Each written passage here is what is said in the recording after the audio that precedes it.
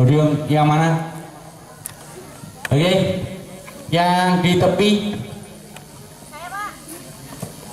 Oke, ditahan dulu, Mbak.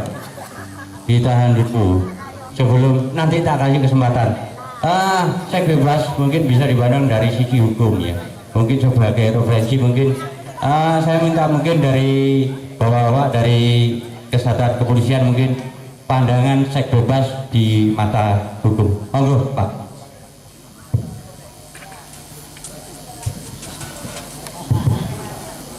Baik, assalamualaikum warahmatullahi wabarakatuh. Yang terhormat Gusmus, hormat rekan-rekan dari TNI, dari Polsek, teman-teman dari UIJ, teman-teman dari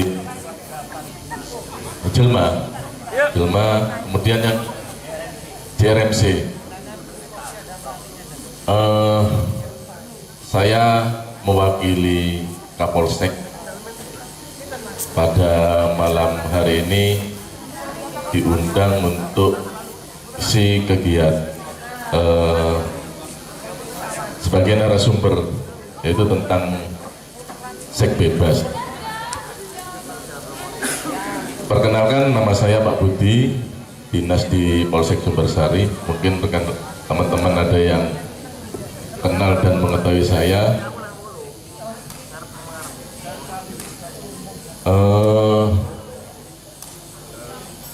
Malam hari ini saya sangat berterima kasih memberikan sebagai narasumber terkait dengan seks bebas.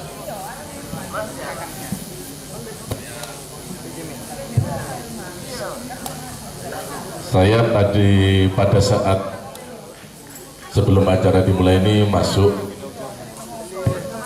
untuk mengetahui tempatnya di mana. Ternyata tempatnya sangat familiar, sehingga ini juga merupakan tugas kami untuk menyampaikan kepada adik-adik mahasiswa, adik-adik sudah beranjak dewasa, untuk mengetahui tentang seks bebas. Kita ketahui bersama ya, seks bebas ini apa yang disampaikan Gusmus tadi cukup jelas, bahwasanya awal dari seks bebas itu, kalau menurut saya, kita kelola dulu bentuk karakter ketika masih remaja. Nah, seks bebas ini biasanya ketika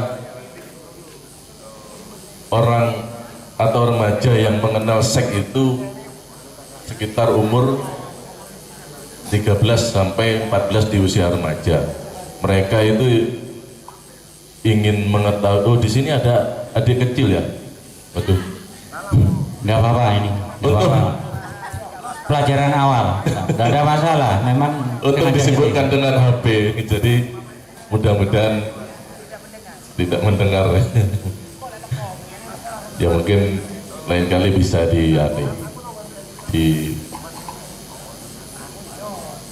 karena kalau sifat pendengaran anak kecil ini bisa terekam sampai dewasa. Baik, saya lanjutkan. Jadi di usia 13 sampai 18 ini usia remaja, mereka ingin mengenal tentang kehidupan seks. Kemudian setelah mengenal, mereka mencoba-coba. Nah, ini kalau pada usia remaja ini dari pengawasan orang tua, kemudian tidak didasari dengan agama yang kuat, tentunya nanti akan menjadi seolah-olah menjadi liar, sehingga mereka nanti akan membentuk kelompok-kelompok yang sifat kelompok itu kelompok yang salah. Nah, ini kita harapkan kita nanti toh suatu saat adik-adik ini sebagai orang tua harus bisa sebagai pengawas terhadap anak yang nantinya supaya tidak salah jalan. Ini pengalaman saya dalam menangani kasus itu banyak juga terjadi pergaulan dan seks bebas di usia-usia remaja. Jadi saya harap bagaimana peran orang tua dan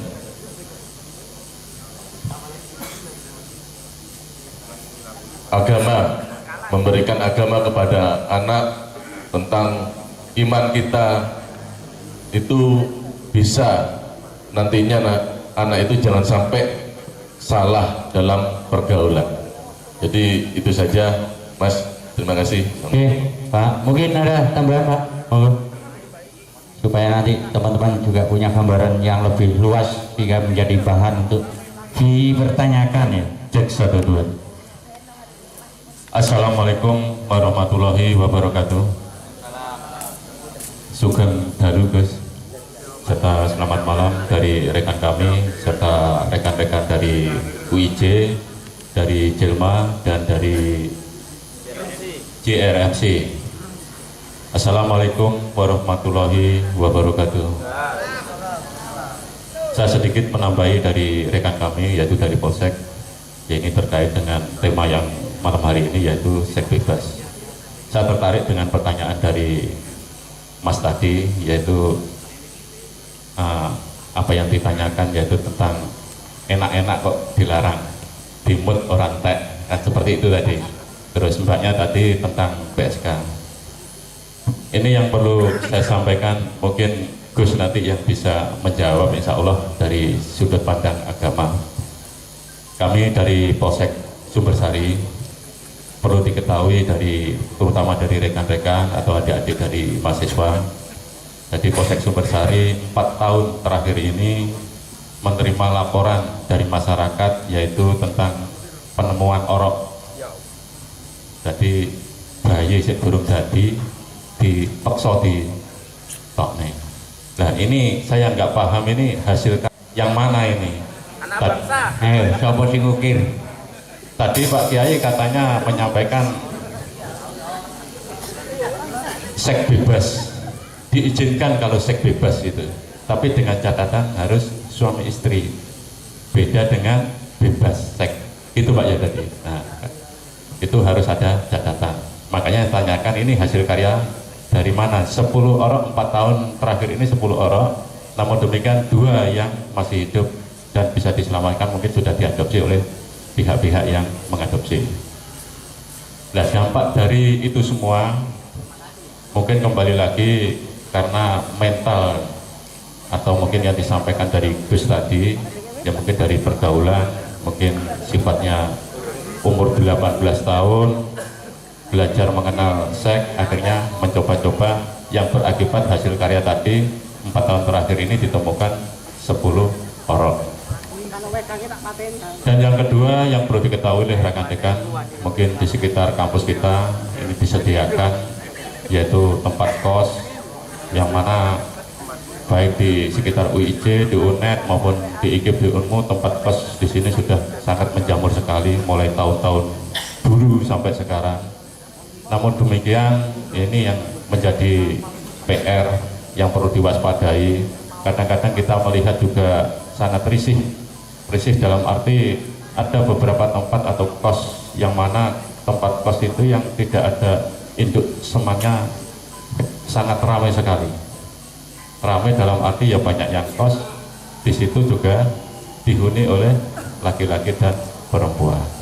Nah, sedangkan kos-kosan yang berdampingan dengan induk semangnya kok sepi, kok nggak ramai gitu. Kalah menarik. Kalah menarik katanya bosnya, ini kalah menarik. Kalah menarik. Betul. Nah, banyak laporan dari masyarakat juga, akhirnya dari pihak Polsek bersama dengan Muspika menanggapi hal tersebut karena sangat mengganggu lingkungan.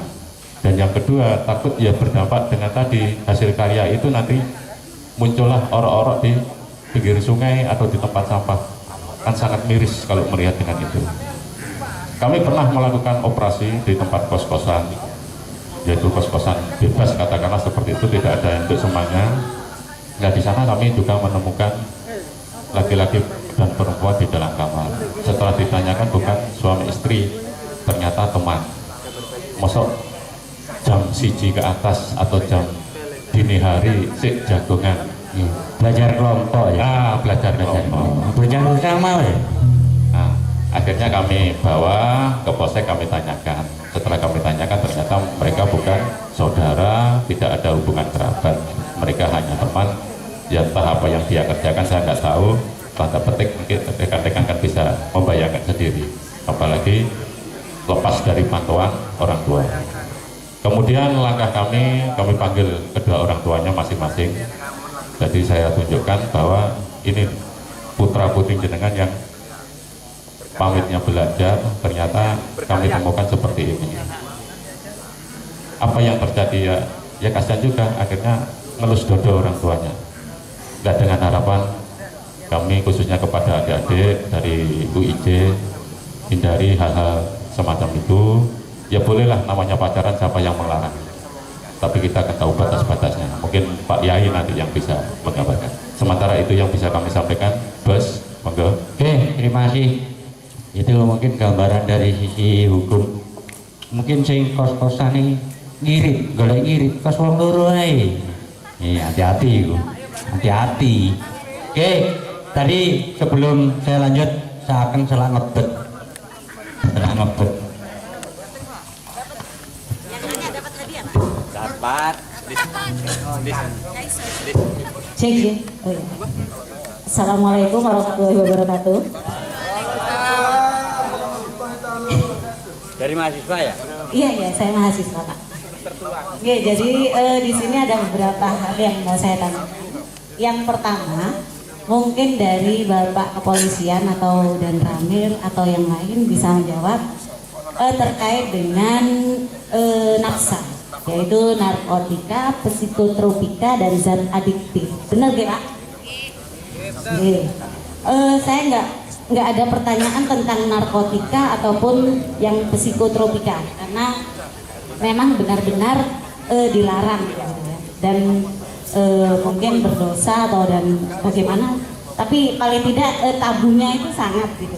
Cuman yang saya ingin tanyakan tentang yang zat adiktif Pak. Saya pernah membaca bahwa rokok itu termasuk zat adiktif. Saya mau tanya kepada Bapak Kepolisian, kenapa tidak ada kegiatan merampas rokok-rokok yang dijual atau enggak, maaf. Dia. Jadi begini Pak, terkait dengan zat adiktifnya, bukan masalah lain-lain ya Pak nih. Maaf, mungkin yang seperti ini adalah perokok berat ya Pak ya. Jadi yang saya tanyakan, kenapa kok tidak ada gitu loh Pak? Kualat rokok kayaknya. Jadi yang mau saya tanyakan, selaku warga negara dan juga kadang saya juga bukan kadang, sering jadi perokok pasif ya Pak ya. Kenapa kok tidak ada? Sedangkan saya pernah dengar ada yang namanya pokok minuman keras itu semua dilarang atau dirampas semua. Kenapa kalau rokok kok tidak gitu loh? Padahal kan zat adiktif, sifatnya juga kecanduan nanti akhirnya, dan itu juga bisa merusak kesehatan gitu loh. Kata saya, gitu ya. Ya Pak, tolong dijawab karena ini termasuk kan harus ada undang-undangnya gitu loh. Kenapa kok undang-undang tentang rokok ini kok tidak ada? Padahal di sana sudah tercantum maksa, gitu ya. Terus yang kedua, tidak apa-apa ya Pak? Dua. Oh ya, tidak apa. Yang kedua, tentang pasti banyak yang gini sebentar aja Pak. Tentang belum. Tentang Hammer. Ini saya tujukan kepada Pak Kiai atau Gusmus. Terkait dengan minuman keras. Coba saya selaku umat Islam yang masih belajar, mungkin karena saya itu seringkali menemui dua karakter yang berbeda tapi hobinya sama, minum Hammer Pak. Yang pertama, orang yang mungkin ya nggak sholat ya, istilahnya imannya kurang gitu ya Pak ya, tapi suka minum Hammer. Mungkin itu masih bisa dicerna gitu loh. Oh mungkin karena imannya nggak kuat gitu. Tapi ada yang sholatnya insya Allah 5 waktu begitu Pak, tapi kenapa kok masih mau minum Hammer gitu. Jadi mungkin Solo. saya nggak mau label ya. Selaudan. Nah iya. Jadi saya mungkin mewakili teman-teman yang masih belajar hijrah, masih belajar tentang Islam. Mungkin ada hadis atau apa yang lebih menguatkan kita untuk menjauhi hal tersebut. Begitu. Mungkin hanya itu saja. Saya takut Terima kasih Mbak. Nek sing jenenge ngombe Hammer ya mentol kabeh ya. Hammer diombe. Kurang gawean ini. Itu mungkin monggo yang mau menanggapi Pak. Baik, terima kasih. Tadi disampaikan kepada Bu Samai menanyakan kalau rokok mengandung zat adiktif ya. Kemudian kenapa kok Pak polisinya enggak melakukan pergerakan untuk menangkap dan merampas orang yang sedang merokok tersebut. Nah sebenarnya ini kalau kita ketahui bersama, ini sudah di luar pembahasan apa tema yang Sudah tema Pak, tapi ya kasihan. Sepengetahuan saya, jadi saya hanya bisa menjawab keterbatasan saya. Bahwasanya kalau rokok itu belum ada undang-undangnya yang aturan yang dilarang, sehingga kalau nanti polisinya disuruh menangkap dan merampas, nanti bisa digeruduk sama orang-orang yang sedang merokok. Nah, kecuali kalau miras. Nah, itu miras ada undang-undangnya sehingga kita bisa melakukan mengamankan, dan itu setiap tahun oleh Polres Jember digelar di depan alun-alun sana untuk dimusnahkan. Jadi itu jawaban dari saya. Mungkin ada tambahan dari yang lain. Terima kasih. Assalamualaikum warahmatullahi wabarakatuh. Ditambah Mas? Iya. Mbak, rokok itu hukumnya ada 4 loh. 1, hukumnya haram kalau merokoknya mencuri. Nah, itu saya ngenes. Yang kedua, hukumnya rokok itu makruh jika membuat dirimu bahaya atau sakit. Yang ketiga, hukumnya adalah mubah jika itu uangmu sendiri yang untuk beli. Yang keempat, hukumnya wajib. Hukumnya wajib jika tidak merokok lupa dzikir kepada Allah.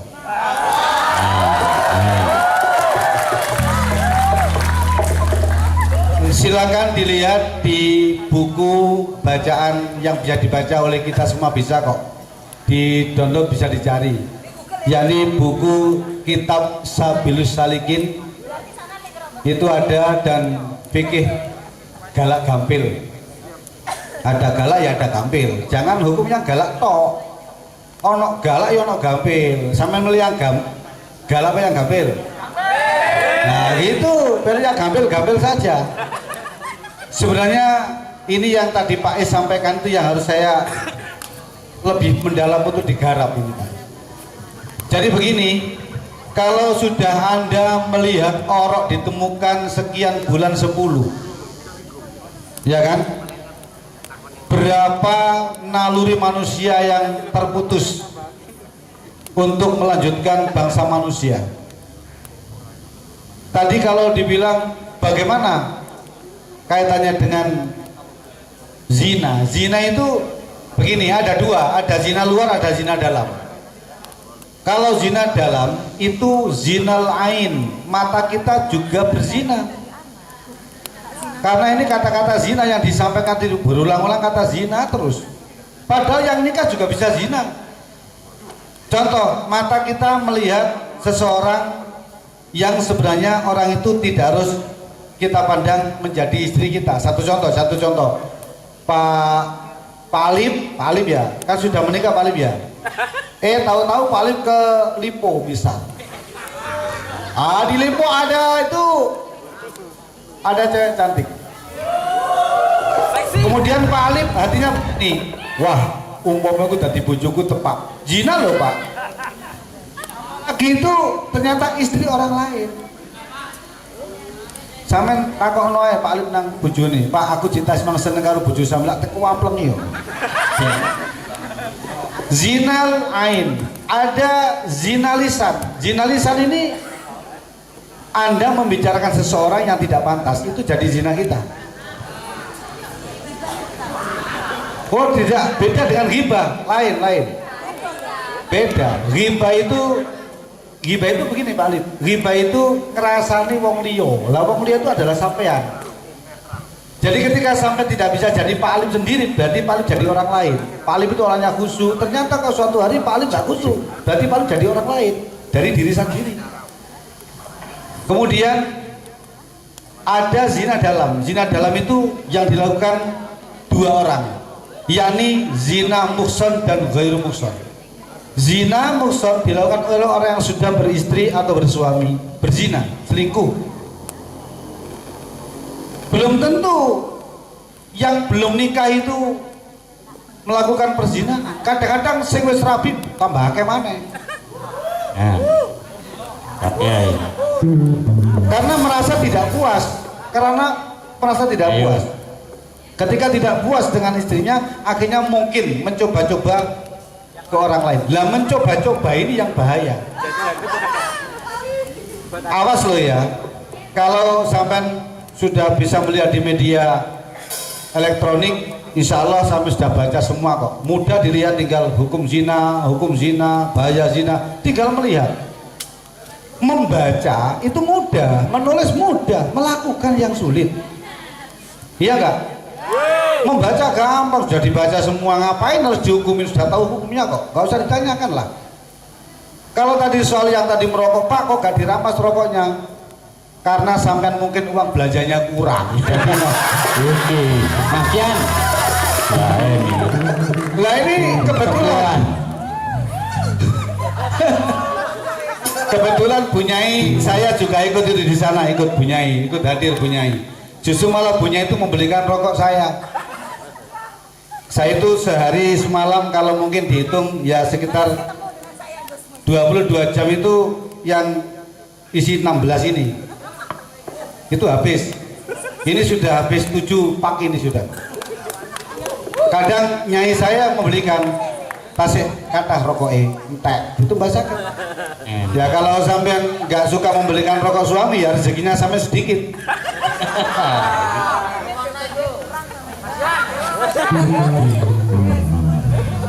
Mbak, yang perempuan yang biasa merokok dikurangi sedikit saja, tapi merokoknya ada jarak dan waktu. Karena ada dua komponen yang harus Anda jaga sebagai perempuan agar bisa hamil. Sering-sering merokok perempuan nggak bisa hamil, kasihan suaminya. Ketika istri nggak hamil-hamil, akhirnya suami cari istri lagi. Kalau suami yang merokok, hati-hati, jangan terlalu kuat, karena Pak bisa impoten, terutama yang jomblo-jomblo ini. Khawatir sama ini gandang-gandang rapi bahaya. Bisanya nanti bisa zina liat, tangannya bisa zina loh. Tak delok-delok kok akeh sing zina tangan, bahaya itu. Lebih baik kamu menikah. Kata Rasulullah, walaupun dengan seorang budak yang kulitnya hitam meskipun orang Papua, nikahin daripada kamu zina dengan tanganmu. Karena di akhirat nanti akan ada panggilan, dipanggil misalkan namanya Pak Alim. Pak Alim silakan naik ke pentas, dipanggil oleh malaikat. Apa Pak Alim ini? Ya, berapa putrinya Pak Alim? Anak saya 2, lakinya 1. Ternyata dari jauh ada yang manggil-manggil ayah gitu, dan lebih, ternyata itu lebih dari 100 anak. Loh, kamu anak yang mana? Ah, lupa ayah ya, yang di kamar mandi itu ya.